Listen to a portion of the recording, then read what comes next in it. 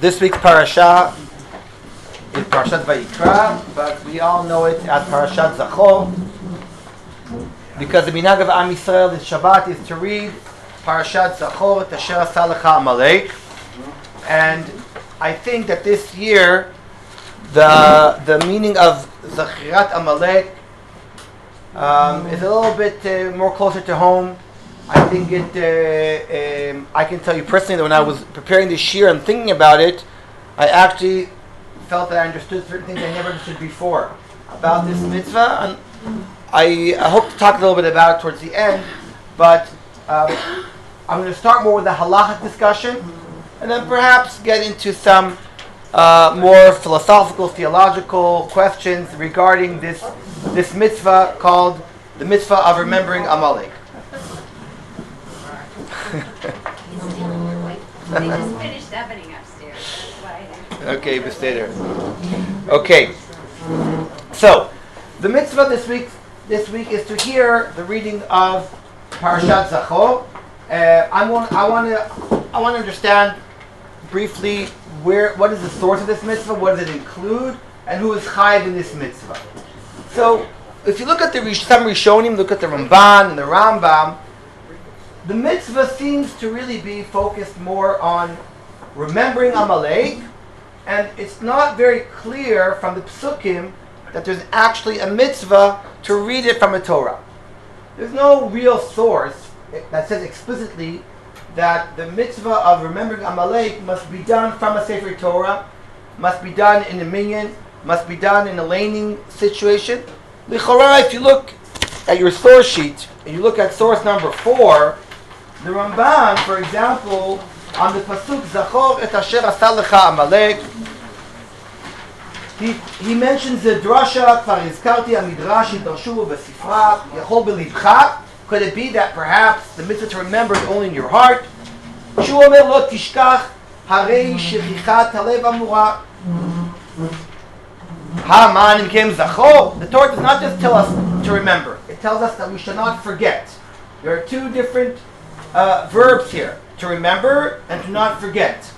And the Midrash learns from here that it's not good enough just to remember in your heart, in your mind, but also there is a mitzvah from the Torah to say it. Shuneh b'ficha. Now, what would that mean? L'chorah, if we would stop here, we would say, okay, you have to say a few words. You have to say, I remember what Amalek did to us. What exactly? We can see what's included in that. Maybe we can see in a few minutes. But from the Midrash halacha, there is no source that teaches us that you have to open up a Sefer Torah and read from a cloth. It's a mitzvah to say what Amalek did to us. And the Ramban even says, "Lo yadati ma yazchira b'bafeh." I don't know what it includes. Im lomar shenikra parashat Amalek b'tzibur. Is that really what it's about? They have to do it in a tzibur. Now please notice, there are a few things here. One is to read it from a cloth. Who says you need a cloth? Who says you need Sefer Torah? B, who says you need a minyan? Who says you need a minyan? Why? Maybe you don't need a minyan for this? Don't you need a minyan for a Sefer Torah? Sorry? Do you need a minyan for a Sefer Torah? Not necessarily even. Not necessarily. Alright, not necessarily. And the Ramban actually goes on and says, "V'anachon be'enai shu lomar shelo tishkach ma she'asa lo Amalek ad shenimcha et shmo mitachat hashamayim v'nesaper ze levaneinu u'ledorotenu lomar lehem kach asa lanu harasha v'chein b'maaseh Miriam nitztavenu leodio levaneinu u'lesaper bo ledorot." What's Miriam doing here? Why is he mentioning Miriam? Oh, so some of you might have the minhag of saying. I would love to know. Does anyone here say every day the six zichirot? Wow. Okay, we have a few people here. And back of the Siddur, there's a list of the shesh hazchirot, the 6 zichirot that tell us where the Torah uses the verb to remember. Zachor. So we all know Zachor, et asher asa lecha Amalek, we take it very seriously. But wait a second. Why don't we take other Zachor seriously? Zachor et asher asa Hashem Elokecha Miriam. You have to remember what God did to Miriam. I don't see anyone opening the Sefer Torah and reading from the cloth what happened to Miriam. Zachor et Yom HaShabbat lekadesho. So maybe we keep that in other ways. What about Zachor et asher hiktsafta et Hashem Elokecha b'midbar? Remember that you made God angry. I don't remember that we opened up a Sefer Torah for that. There are 6 places in the Torah that the Torah uses the verb Zachor, and we only take one of them very seriously. Now, it could very well be that is the reason for the custom to be saying it every day. Those of you who raised their hand, we used to joke about my grandfather, alav shalom, used to say everything in the siddur. Everything. Even when it says, here you have to stand up. He said that too. And he just read the siddur. Everything. So he used to say in the back of the siddur the Ani Ma'amins and the 6 Zichirot. I don't know anyone who does that today. Iger Taramban, Parshat Haman. If it's in it, he says it. Right? It depends upon the editor. Not every siddur has the same osafot. Different siddurim have different things in them. But it could very well be that the minhag of saying the 6 zichirot is based upon what we just said now. That really doesn't make any sense. Why do we choose one, not the other? By the way, Lo tishkach. You're saying because Lo tishkach. Okay, perhaps there's something additional here. The Torah Tmima, the Baal Torah Tmima really says that the Chorah, it would make sense to read all of these. I'll just add one thing. Parashat Para. I'll already skip to the. If you look at Shulchan Aruch, look at number 6. Shulchan Aruch quotes an opinion. Yesh omrim. Some say sheparashat Zachor uparashat Para Aduma chayavim l'korah mideoraita. Now it's interesting because if I were to ask most people, is Zachor deoraita? Most people would say what? It is. If I would ask most people, is Para Doraita? Most people would say it's not. And yet the Shulchan Aruch brings both as a Yesh Omrim. Some say. Now what's interesting is we don't take Parashat Para as serious as we take Parashat Zachor. And yet, in the Shulchan Aruch's perspective, it's the same level. Now why would Parashat Para be Doraita even? Why reading Parashat Para Aduma in 2 weeks from now, why would that be Deoraita? So we need it, fine. Who says you have to read it? We need a lot of things. We need Beis HaMikdash, we need the Karbanot, a lot of things. But why? Who would say that to read it in Tzibur is a Deoraita? So it's a very good question, by the way. But I have a good answer. The Torah Tmima, again, has the Aruch HaShulchan, his father has an answer, which I think is debatable, but the son, Baruch Halevi Epstein, in Torah Tmima has a beautiful idea. Exactly what we just said now. He said, the Torah says you should remember that you made God angry in the Midbar. How do you make God angry in the Midbar? What day was it? Yeah. What was the most important event that we made him angry? Chet HaEgel, the golden calf. So really, we should be reading in the Torah once a year, maybe, some paragraph that reads out the golden calf. But it's not very comfortable, not very nice to remind us of our sins. So Chazal teach us that Para Aduma is a tikkun for Chet HaEgel, right? It's by doing Para Aduma we are somehow fixing the Chet of Chet HaEgel. There's a lot of comparisons between them. I'm not going to do it right now. So the Torah suggests that we have to read Para because of we have to become pure for Pesach, but by reading Para we are fulfilling the mitzvah deoraita of remembering how we got God upset in the desert. So it's a nice vort, but it's a nice idea. But this is not my topic right now. I'm going back to Zachor, but I'm trying to show you that it's not so simple to find a source that's really says clearly that we have to read Zachor from a Torah and a minyan like we do once a year. The Ramban debates about this. However, there are other Rishonim that really hold that it's the right. Look at source number 1. Tosfot Masechet Brachot refers to a Gemara that talks about how reading the Torah might be deoraita. Now we know that reading the Torah every Shabbat, every Monday and Thursday, these are takanot. Some of them go back to Moshe Rabbeinu, and some of them go back to Ezra. Some to Moshe, some to Ezra. They're takanot. There is no chiyuv deoraita to hear the Torah every Shabbat. It may be a kiyum deoraita. The Torah doesn't tell us anywhere that you have to hear the Torah being read. And yet, the Gemara seems to suggest that perhaps there is something biblical about listening to the Torah. The Tosfot suggests, and he says like this. He quotes Rashi and he says, "V'lo nahira." I don't understand. Da'ezra tiken kirat Torah. Umekame da'ata Ezra before Ezra. Vayu lamali. V'yesh lomar de'mayrei. This Gemara is referring to parashiot hamuchuyavin likrot deoraita.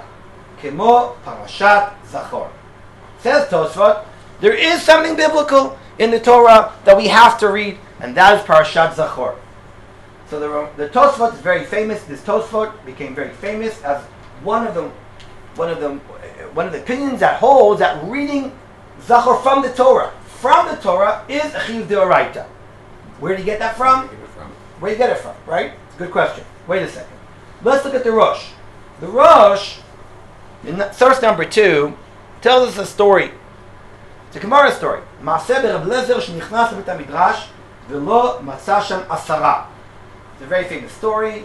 They came to shul, and there were 9 people. No minyan. He uses the Sefer Torah. So what did he use? One of them had a slave. Okay, one had a slave. V'shichrer avdo. Now we know that if you have an Eved Knani, right? Not an Eved Ivri, of course. Eved Ivri is chayav in mitzvahs just like anyone else. An Eved Knani, if you have a slave who is not Jewish, so there's an Iser deoraita to let him go. Le'olam bahem ta'avodu. You're not allowed to let him go free. This is not our topic, don't worry, but I'll just say. But if you do let him go free, he becomes fully Jewish. Right? An Eved Knani is chayav in mitzvot like a woman. He's chayav in mitzvot, time-bound mitzvot. He's pater, chayav in mitzvot aseh. Just like a chayav, like the Mishnah, whenever the Mishnah says nashim va'avadim, bringing them together, it's not avadim ivriim. It's avadim kna'anim, of course, right? So an Eved Knani is, once you let him go free, he becomes a Jew. So now we have a problem. We don't have a minyan. 9 people and a slave. He can't count as a minyan. So what do?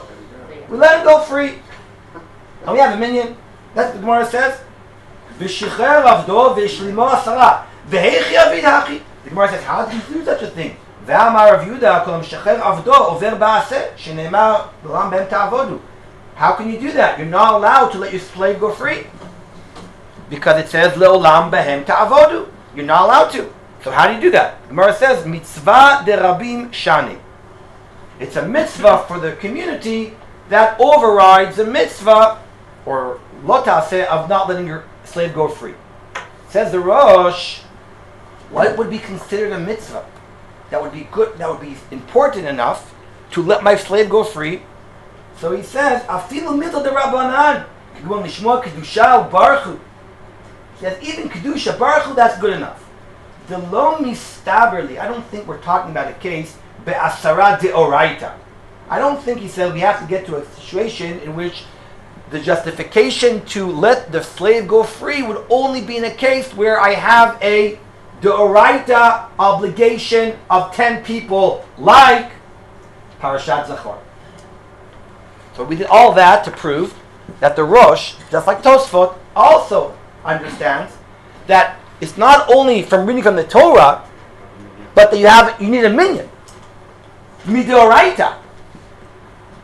So we have 2 things that we have to find out. A, why do we need it from the Torah to read?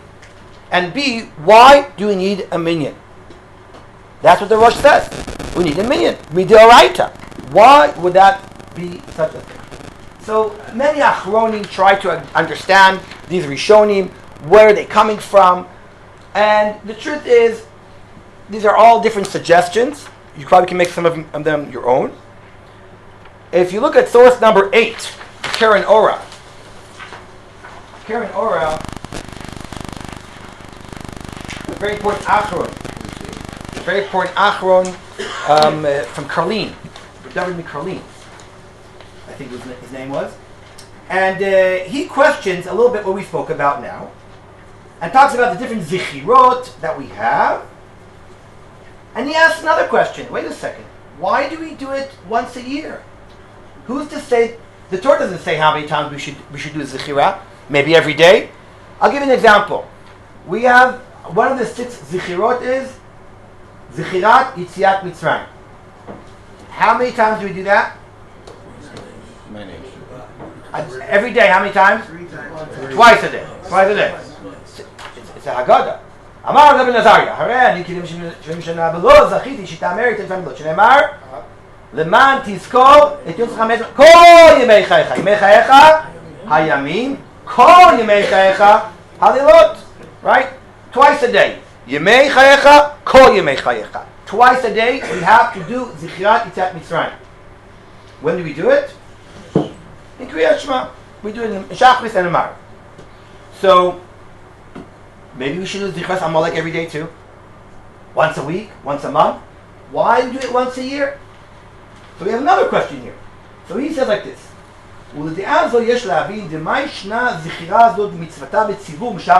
First of all, why do we do this mitzvah b'tzibur?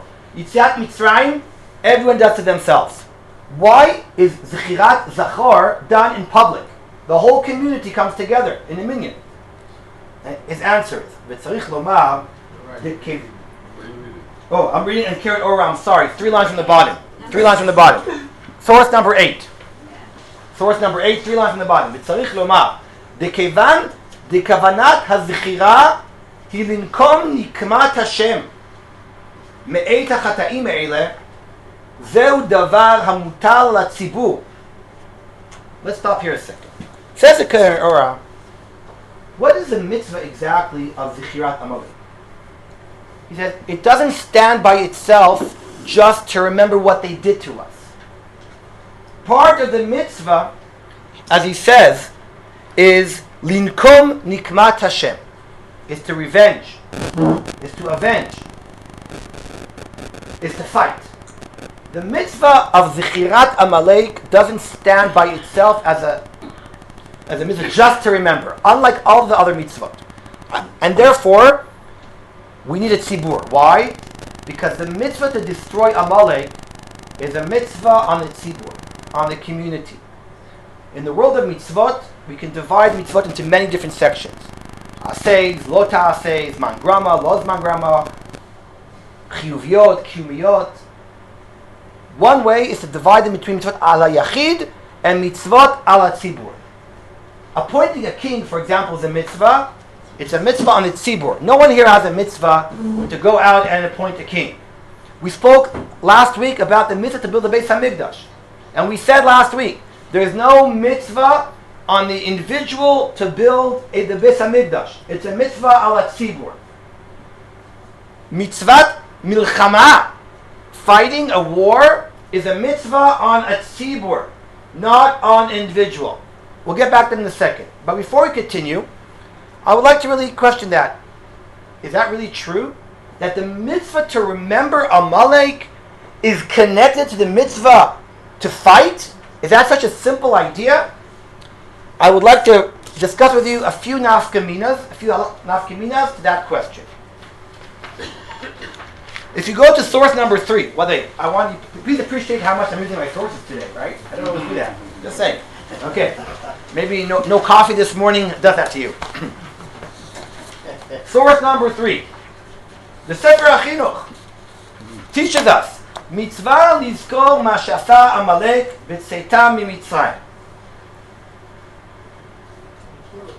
He tells us the mitzvah is to remember what they did to us. I want to skip a little bit.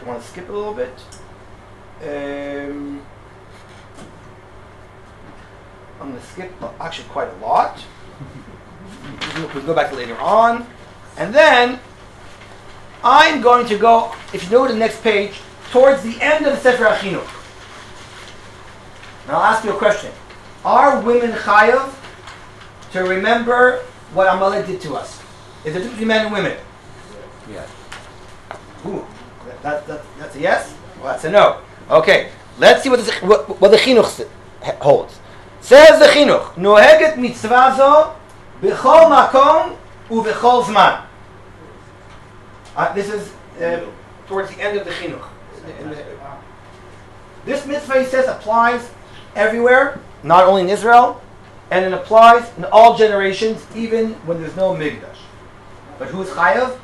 Bizcharim. Only males are chayav to remember each other. Why? Why?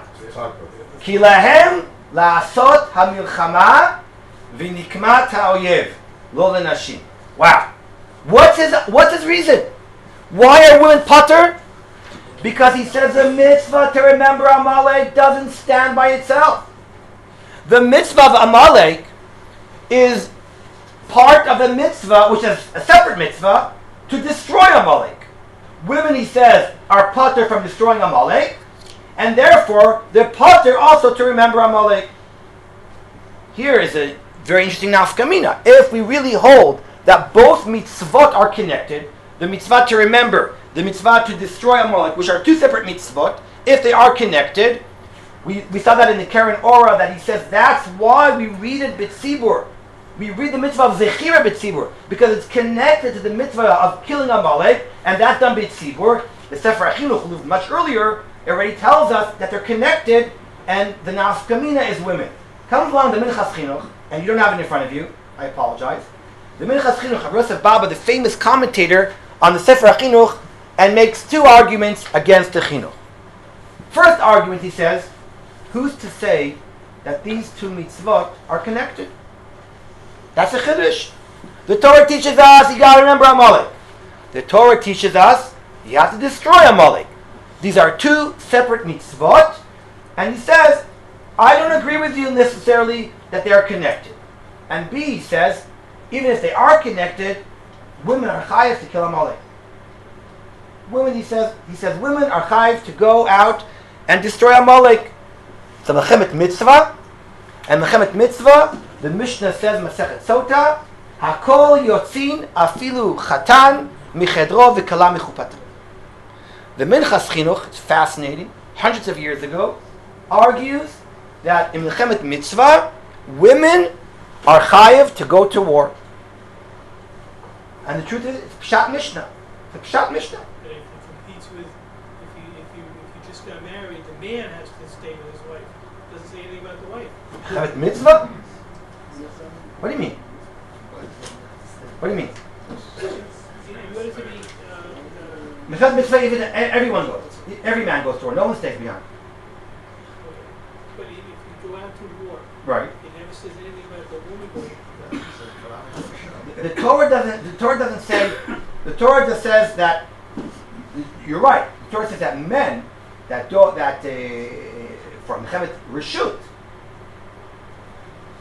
The Torah doesn't talk about mechemet mitzvah.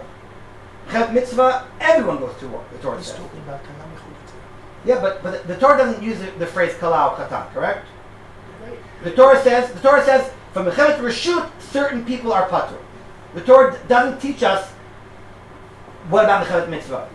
It's obvious that everyone goes to war. All the exemptions in the Torah that we have, all of them, right? All of them are mechemet reshut. The Torah doesn't exempt anyone, even yeshiva boys, from mechemet mitzvah. No one is exempt from the Torah, from mechemet mitzvah. No one is exempt. There's not one exemption. No one. In the Torah, from the Torah's perspective, everyone is chayiv to go to war. Mechemet reshut, certain people are patur from going to war. The pshat of the Torah, the pshat of the Mishnah, is that everyone goes to war in mechemet mitzvah. So, the Minchas Chinuch says it explicitly. Explicitly, he says, everyone must go to war, and B, who is to say that they're connected? I want to share another nafkamina with you. Okay? There was a famous question that the Radbaz, it's a great famous question in the yeshiva world. The Radbaz was asked the following question. There was a guy in jail who was told that he can go out once in the year, he can go out of jail. He's a firm guy. That's why he's sitting in jail.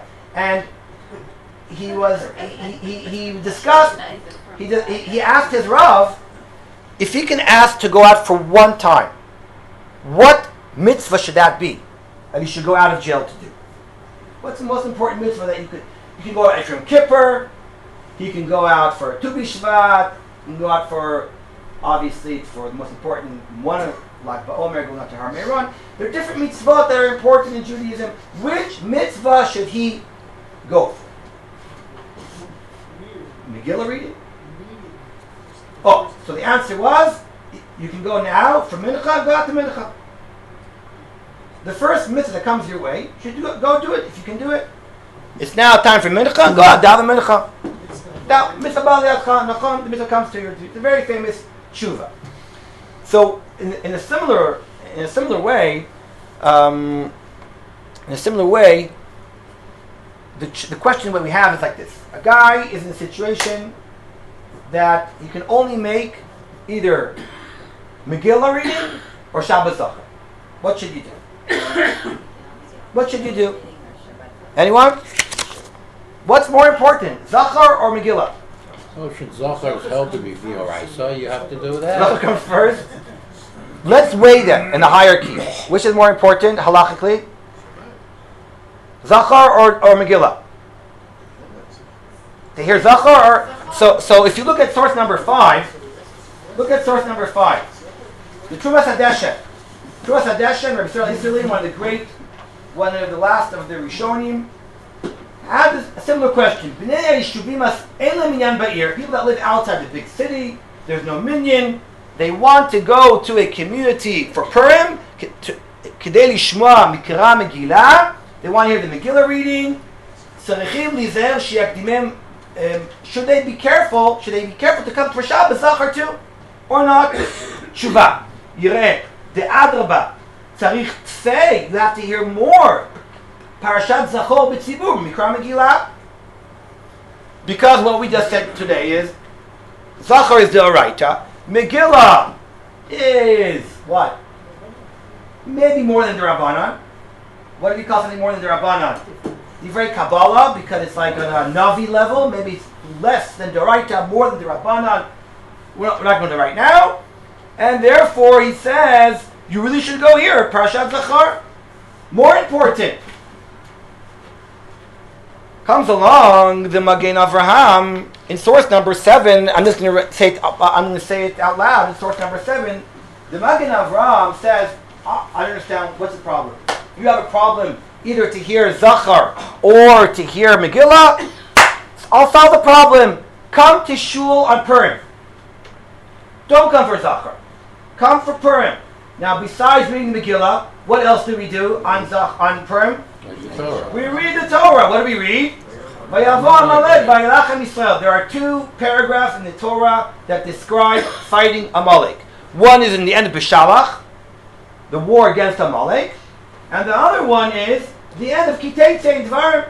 That's the one we read on Parashat Zachor. Says the Magen Avraham, okay, it's not ideal, but you be Yotzei Zachor Deoraita with the laning on Purim morning, and you'll kill 2 birds with one stone. Oh, I don't understand, but you would be Yotzei Parashat Zachor twice a year. First of all, you could. Second of all, you would have to have kavana, and the Baal Korah would have to come to be Yotzei Doraita. But you're right, we're talking about people that don't go to shul. We're talking about people that go once a year to shul.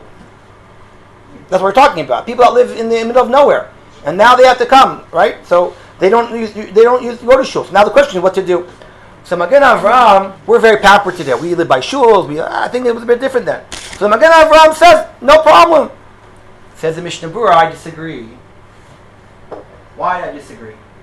I don't think you can be Yotzei Parashat Zachor with the laning from Shmot. Why not?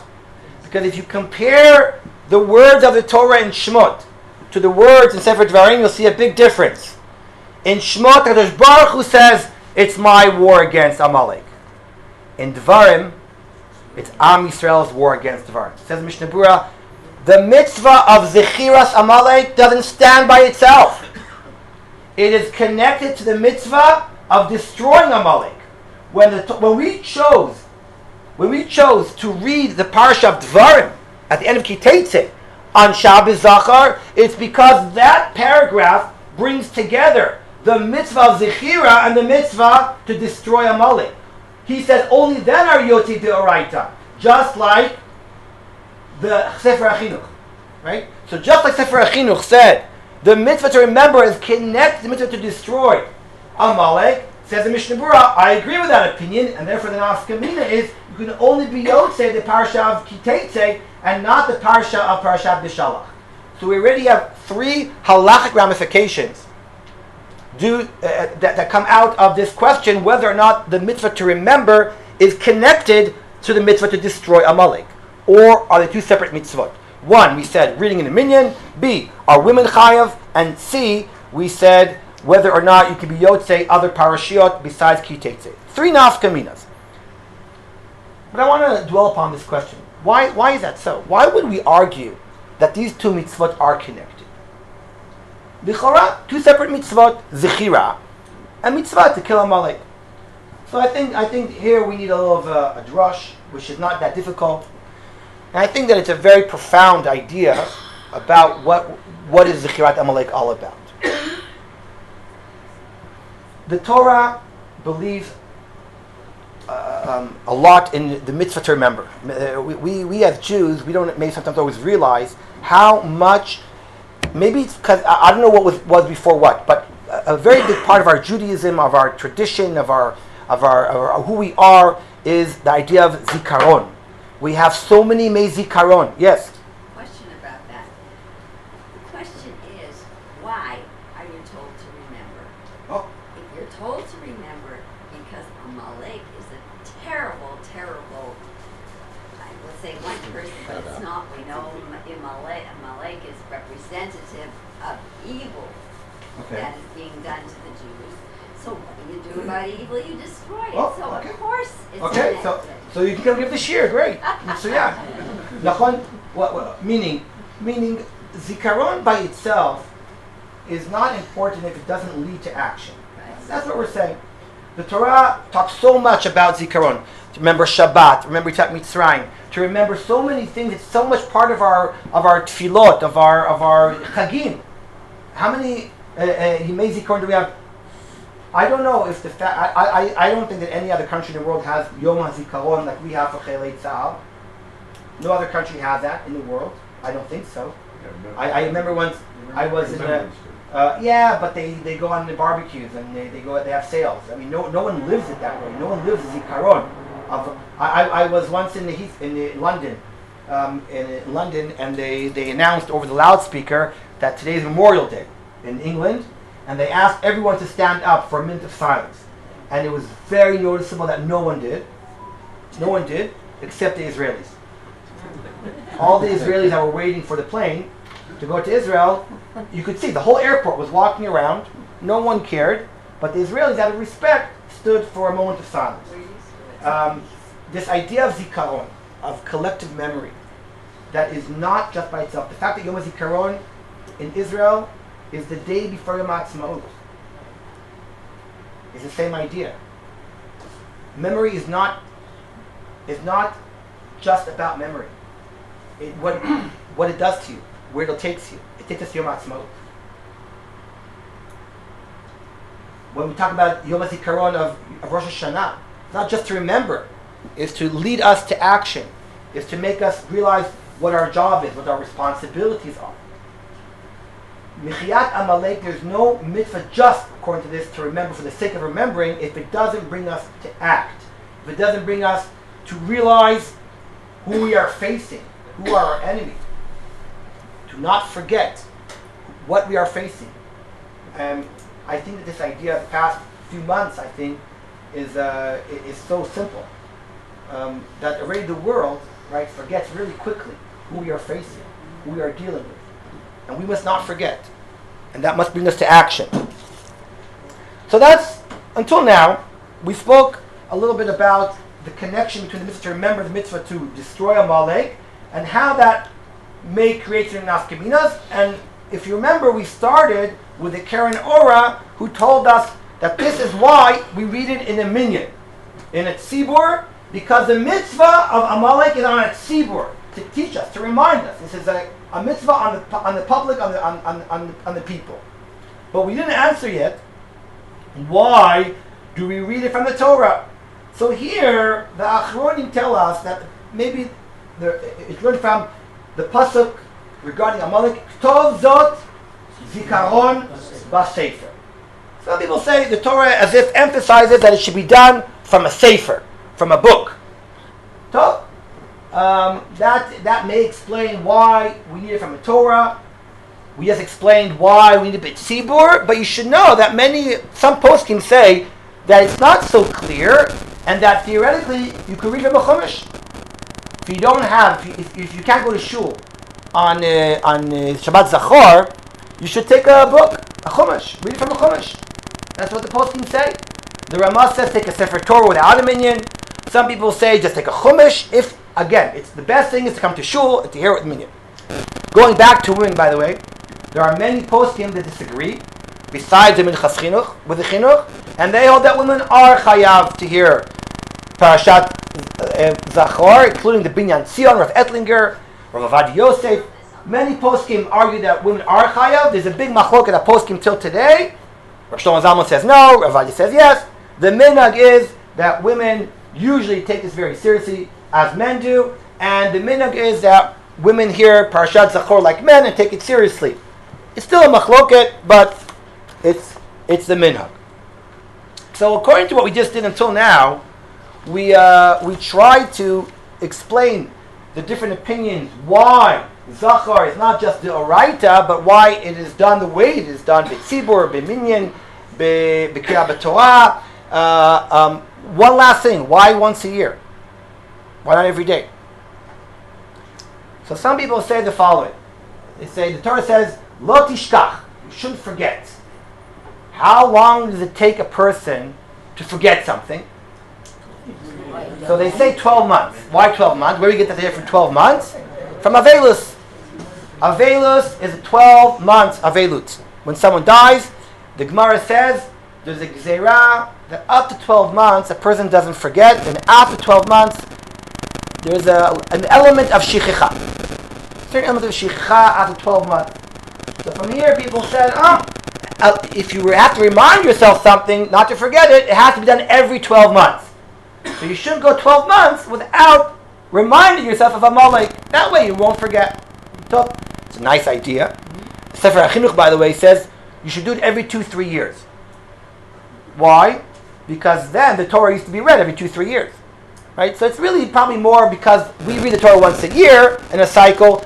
Some places they read it every 2-3 years in a cycle. So again, not very clear why, but that's the minhag. Yeah. This year is a leap year, so it's No. like 13 months. So some people, because of that, by the way, chumras are always a great thing. Some people, have kavana on Parashat Kiteitzei in a leap year to be mechaven that they heard Zachar before, so they won't go 12 months without it. Or you can argue that it's din b'shana, not b'chodashim, which anyway, it's a good question. Yeah. The Torah itself, you have to read it once every 3 days. Okay. So it's not a year, you're doing it. No, you have to read a portion, not the Torah itself. The cycle of the Torah is read once a year. From memory. We don't read it from memory. We don't read the Torah because of memory. Remind us, though. No, we just we just read the Torah all the time. It's not about memory. There's no mitzvah to remember the Torah. Mitzvah is to read the Torah. It's v'zachar, it's mitzvah to remember.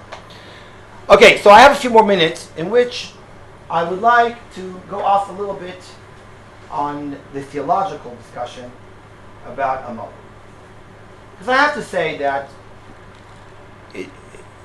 this is one of the only mitzvot that we take so seriously when it comes to learning from the Torah. There's no other time of the year, nothing that we read from the Torah that's the oraita like Zachor. People come to Zachor more than they would come to other things, rightfully so, because really it's chayiv. It's chayiv the oraita, and yet. Yeah, I just want to say that at our shul, which is here, there's another reading of Parshat Zachor. Correct. At the end Right. of the davening for those, Right. and especially women who did not hear it. Right, correct. So just Nachon. emphasize So what you're saying. Nachon, we take it very seriously, and yet I think that you have to know your audience, but I'm talking to people that I'm sure are we have some difficulties with this notion of a mitzvah that really somehow seems to talk about killing the whole entire nation, women, children, mamash, killing everyone. And many people in Jewish literature have written about this, and many rabbanim, professors, and sheruach have discussed this very, very difficult question. How is it exactly? How does that really how does that mistader? How does that really fit with the darchei noam, with the Torah of peace? This notion of killing the entire nation, and like I said before, I imagine that this year, more than other years, the word genocide is being thrown out very, very, very, very frequently. Perhaps it also makes us think about this question a little bit more than usual. And I don't have time to go into a whole shir about this. I will say that in Jewish history, there were those who preferred not to really deal with that kind of ethical question, and especially Hasidus, and they moved it to the Amalek in our hearts, the Amalek that we have in us, and Sfas Emes, and a lot of Hasidus Torah is all about how every Jew has an Amaleki inside him. And you have to destroy it. You have to work on your Yetzer Hara. And they really turned the Amaleki idea into something very philosophical, very kind of machshavti and chasidi, and by doing that, they avoided my question, our question. However, I think that when we came back to Israel and we built the Jewish state, so I think that the idea of Amalek became much more real, not because we have people that are Amalek out there today. There's no one today that carries the gene or the DNA of Amalek, but the association of Amalek and our enemies, and fighting our enemies, and who was our enemy and was an enemy, I think this came back and has been more challenging to us. It is not a coincidence that when Bibi said a few weeks ago, he used the word Amalek, the whole world went crazy with him. The anti-Semites came out of the mamash and said, you see, the Jews want to do a genocide because they use that code word. There's a code word called Amalek. And when the Jews use that word, that means genocide. Have you heard this, people? Right? So there's something. I have a lot to say about that, but there's something about it, right? There is some element in the idea of Amalek, and I don't think we always feel comfortable about it. Much has been written about this. I'm not here to give all the answers. I'm just going to suggest really briefly one or two points to think about. One is, there are no Amaleks. If you want to look at Amalek as a people, as a genetic thing, right? There's no Amalek.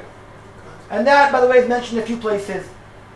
One of the most important place that people usually quote is the Gemara. The Gemara says that already in 700 BC, in the days of Sancheriv, when Sancheriv came and conquered parts of Israel and took the 10 tribes and exiled them, the Gemara said that from then on, all the nations of the world got messed up, and since then, there is no one that we can say is an Ammoni, a Moavi, Mitzri, Amaleki. They're all messed up.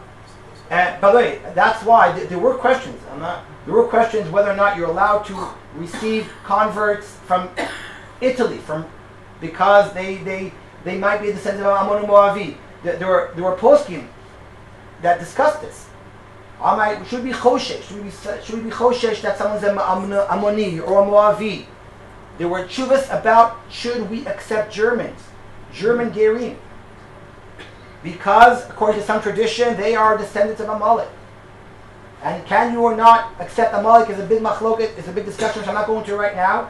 The answer is yes, and the answer is we don't know anyone today what their DNA, where their descendancy is from, where they come from, and therefore we accept every ger from anywhere today. We don't distinguish at all from this Gemara. Everything's messed up. We don't know who's whom, and we don't We don't care where people are born and who their parents are. If they want to convert, they can convert. So there's no Amaleki per se in the world. Does that really solve the philosophical, theological question? I don't know. I want to suggest.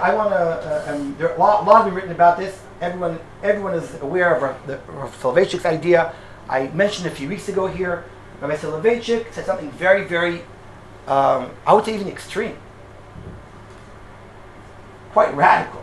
Rabbi Soloveitchik, in a well-known footnote, quoting his father, argued that Amalek is not only something genetic, but rather any nation in the world that decides to destroy the Jewish people is considered Amalek. And he does that deal from the Rambam. The Rambam says, what we just said now, that there are no nations anymore from the Shiva Amamim. The Rambam says, V'kvar avad zichram. The Rambam says there are no 7 nations. And then the Rambam says, there's a mitzvah to destroy Amalek. And he doesn't say, Ukvar avad zichram. Says Rabbi Soloveitchik, the Rambam did not say that because the Rambam thinks that there still is the idea of Amalek in the world. Now, what did Rabbi Soloveitchik really mean? How far should we take what he says? It's fascinating discussion. There's no doubt in my mind. Rabbi Soloveitchik was talking about the Nazis. He was talking about the Germans of World War II. He was talking about passion, a lot of anger, a lot of emotions. When I read his words, I never thought that he meant it literally. That Rabbi Soloveitchik thought that in the 1940s and 50s you should go and shoot every German in the street because they're Amalek. I was a bit shocked to see that Rabbi Norman Lamb, who was a great student of Rabbi Soloveitchik, very close student of his, he wrote a very famous paper on this topic, and he argues with Rabbi Soloveitchik as if he understood him, that he meant literally. Almost to the level that he understood him literally, that you should go kill all the Germans. A bit. Rabbi Rabinovitz from Ala Dumim also came out against this idea to be a practical idea. He has a whole thing about this. On one hand, Rabbi Soloveitchik moved maybe the tension from the genetic, tension, which is a bit less challenging for us, therefore, because it's not a genetic thing, right? It's not someone who's born is to blame. However, he possesses a new problem, because does that really mean, according to him, that any nation that wants to kill the Jews, go kill them? Rabbi Norman Lamb, in his article, brings a paragraph that some historian brought about how every country in the world at some point expelled and killed Jews. He goes on, every country of Europe. And Rabbi Norman Lamb sums up and says, I wonder what we should do, according to Rabbi Soloveitchik, to all those nations of the world, right? I'm just saying it's an interesting discussion, which I want to just add one more point. Rav Meidan of Yeshivat Har Etzion has a lengthy article about this topic, and he is very his knowledge of Tanakh is like unbelievable. It's almost like the guy wrote the Tanakh, right? It's just unbelievable what he knows about Tanakh and how he puts it all together. But in this article, he is very concerned not only about explaining Tanakh, but he is concerned about the question: does the Torah really believe that there's a nation in theory that we're supposed to kill every one of them? He makes an amazing observation. It's quite fascinating. He says, if you notice, the Torah itself never says that you have to kill every man, woman, and child of Amalek. It says, Timche Ezecher Amalek. Where do we find the idea of killing every woman and child? In Sefer Shmuel. In Sefer Shmuel, we find that when Shaul is told to go kill the Amalek. So first of all, from the Torah's perspective, it says, fight Amalek. But it doesn't say every woman and child. That's in Sefer Shmuel, and we have to understand what that meant there and what was the context and where they came from. His main point is an idea that I believe very much so. It can be understood much more in our times. He says, Michiyat Amalek in the Torah is an idea of war. It's not a mitzvah to go and start killing people.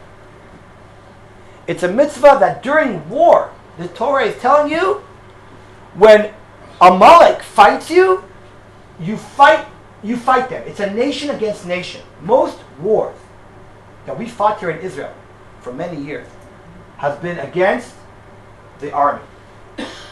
48 war, especially the 6-day war, Yom Kippur war, has been armies against armies. That is a normal way to fight wars. For that is a simple mitzvah where an army fights an army, and there it's very clear who are the soldiers and who are the civilians. It's very clear. I think the essence of Amalek is a different type of model of war in the Tanakh. It's a war between two nations. The gvulot, the borders between civilians and soldiers are very, very vague, not very clear. The Torah here is not telling you, go and kill as a mitzvah as if every woman and child. It's telling you that in a war, when you fight against another nation that comes to kill you, it might happen that you will kill not only soldiers. Not that you have to aim and target them, but that is part of what could happen in war. And it's well, we say collateral damage, but I hate that word because it sounds so not sensitive to yeah. But I'm saying the idea, and I want to tell you, when I read this Rav Meidan idea, I'm sure if we can go. I don't want to go into an argument right now with anyone if that's okay. I'm sure people have different opinions, and I'm trying to be very sensitive and trying. But I'm saying, the past few weeks, I've heard many people that are very calm. Usually, people that are very, I would say normal, down to earth, sensitive, say expressions like "kill them all." Now, if you would stop those people and say, "Did you actually mean kill them all? You meant put a bullet in everyone?" Of course not. That's exactly what the Torah is saying. Timched zecher Amalek. It's not necessarily saying go and kill everyone. That to me, sorry. Right. So I'm saying, if I think we could somehow relate more to the Torah's language nowadays than perhaps before. It's a suggestion. I'm not saying this is the complete pshat, but it's a very different reading of thinking that the Torah is telling you to put a bullet in each and everyone's head in the Amaleki people. It's a very, very different approach. Something I think, like I said to you before, maybe perhaps one could understand better today. If you don't like it, that's fine. If you don't accept it, that's fine. Erase their memory. When you, I would say erase Hamas, right? No, seriously. I think, like I said, when the Amalek looks so far from us, so far removed. But nowadays, if you just change the words a little bit around, right? So it makes more sense. No one is saying go kill every man, woman, and child. But when you fight and mechamet chorma, mechama ad hasof, so there's going to be a lot of damage. There's going to be a lot of people being killed. That's what's going to happen when you fight another nation that's fighting you. It's not just a nice battlefield with a tank against a tank. I don't know. I'm just throwing out an idea. I'm not saying he said this about what's going on today, but I think when I read it, at least, it helped me understand a little bit more, both Amalek and nowadays. So I'm just throwing it out to you. I'm not saying it solves all the questions and all the challenges and all the problems. There's a lot more left, but we tried at least maybe to throw out an idea. To sum up what we learned about today. We learned today that there's a mitzvah, this Shabbat, to read Zachor. The minhag of Am Yisrael is not just to read it and to say it, but to read from a Torah, from a klaf, in a minyan, once a year in shul. We discussed men and women, the chayv or not. The main issue that was discussed there, whether or not the mitzvah of Zichirat Amalek is connected to the mitzvah of destroying Amalek. We saw 3 nafkaminas to that question, whether or not they're really connected or not. And we also threw in the air perhaps some thoughts in the more philosophical, theological idea of what destroying Amalek is really about. But that I left a bit open and just sharing a few thoughts. A lot more to be discussed on that topic. another time. Thank you very much. Okay. Any comments, questions, anyone? Yeah, no. It's a religion. Big problem. All the discussions.